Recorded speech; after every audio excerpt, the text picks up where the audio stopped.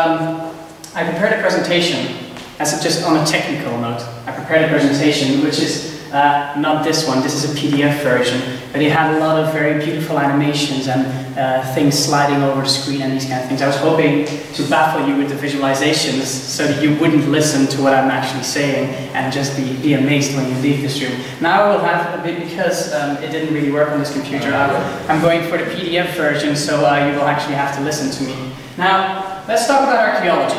Does this look like archaeology to you? Not really, right? Maybe a little bit, but it just looks like a mess. It looks like a couple of points, a lot of lines, different colors. But if you bother to actually take a step back and to look at the many ways in which things relate, then something might emerge that actually makes sense in the past. And this is an image, this is what I'll be talking about actually. This is the underlying idea of this talk. I'll be talking about the potential of a complex networks research perspective for the archaeological discipline and how it has been applied to our urban connectivity in Iron Age and Roman Southern Spain project. And just as a brief introduction, I really like this image. This image has been made by an artist called Ian Kirkpatrick and a friend of mine. I was talking to him about networks and we decided to create something together. And I think it very much embodies this idea of patterns emerging when you look at things in relationship. And I hope that you'll actually leave this room with believing kind of the same thing. Now, I think I'll give an introduction to complex networks first. What's this network thing? And network analysis as such is not really a kind of homogeneous method, as its name suggests. It's rather a collection of theories, ideas, and different quantitative techniques that are applied very differently but share a couple of assumptions. And the most crucial of those assumptions is that relationships matter, because relationships between people and relationships between things shape the behavior of those people. So it's worth exploring those relationships directly, and that's what network analysis allows us to do. Also, another assumption kind of emerging from that is that when we look at things in relation, complex patterns emerge. Complex patterns that give us an idea of complex system in the present, but in my case, I think it gives us an idea of the behavior of complex systems in the past.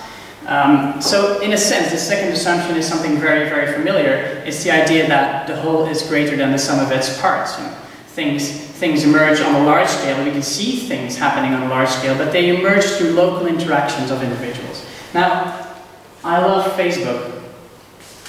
Very much so, because it gives me a very good example to explain to my friends and family of what it is I'm actually doing, and they understand it.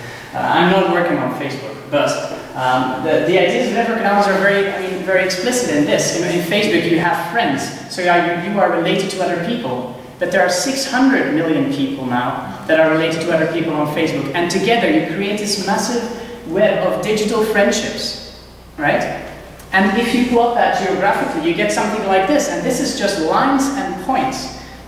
The outlines of continents start to emerge from this image, but this is kind of a property that emerges through those interactions. So it's kind of like implicit in the data, and also other patterns emerge, like the absence of China and Russia, for example, which is something that you can only see if you look on the large scale. Now, networks are often explored through their visualizations. And previous visualization was a geographical visualization where the people on Facebook are plotted on a map according to their location.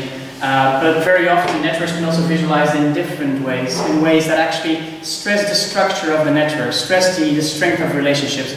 This one here represents the Wikipedia pages that are related to an article on the Tower of Babel. And you can see, obviously, that article is at the center, but you can see how these pages are related to that central point, and also how they kind of cluster together, in ways that might be actually interesting. So this visualization stresses the structure, and I will show a lot of these kind of visualizations.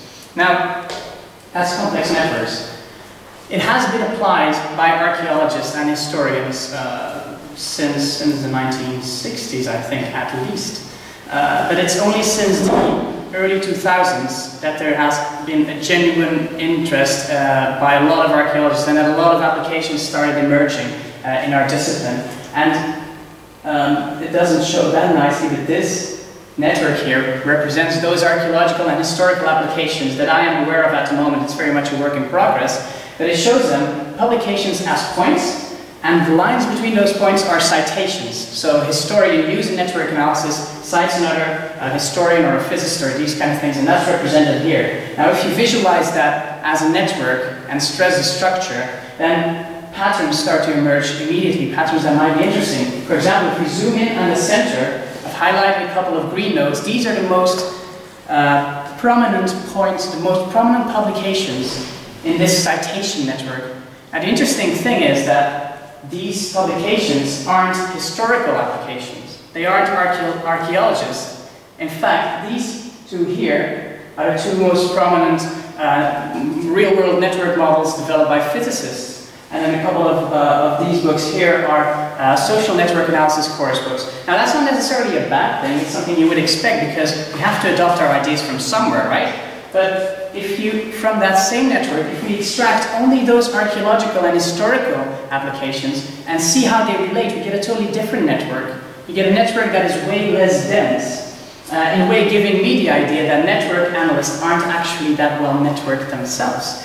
In archaeology and history, we are hardly aware of each other's work, let alone being influenced by each other's work in terms of applications in network analysis. And I think this kind of holds a kind of danger that the full potential of network analysis for our disciplines isn't really explored, and that the full potential will not reach our discipline, but also that specific archaeological and historical issues, like the nature of our data, things that we are dealing with on a daily basis, aren't actually adopted critically to those network methods. Now, to give you an example, these, I don't know, maybe you know a couple of these publications, but this is actually the densest part of that network of historical and archaeological applications. And there's one publication, which is the work by Carl Nappet and Tim Evans and Ray Rivers, which is around here. There's a couple of their publications, actually, that are relatively prominent, and they link in with archaeologists like Sean Graham and Leif Isaacson, but also historians like Irad Malki, for example, and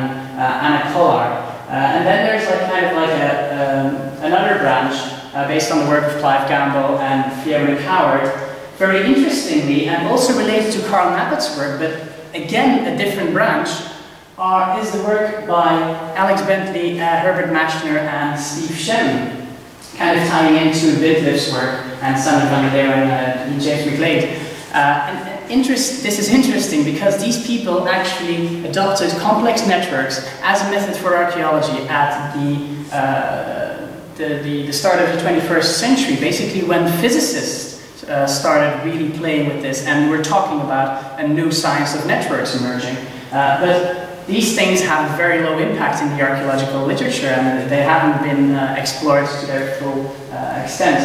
And then there's a couple of other applications, and I'm very glad to include Johannes' work down here, actually being linked to the entire network through the work of Patrick and Ansel, one of the pioneering historical applications of social network analysis, and then through an archaeologist, through archaeological work, and here are some anthropological applications, and then again there's the work of Bentley and Shannon. So it takes quite a few steps to go from a historian like Irad Malkin working on colonization in Greek times, talking about networks, to a historian in Byzantine Studies, Johannes Preiser Capeller, also using the same network concepts. I think that's kind of an issue.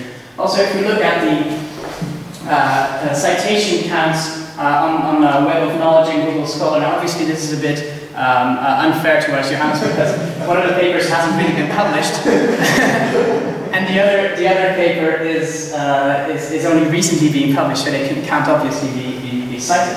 But still, there's a couple of papers that are around for more than 10 years now, and their impact is very, very, very low.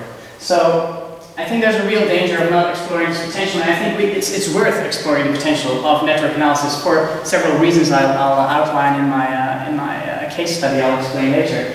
But I think we should talk to each other. I think we should collaborate explicitly. I think we should explore this potential. And for this reason, I'm very glad that workshops like these are being set up, and I'm invited to this. And also there's a lot of conferences and sessions being organized. Also a conference I'll be organizing next year, right before next year's Computer Applications and Quantitative Techniques in Archaeology conference at Southampton, so that's an interesting combination.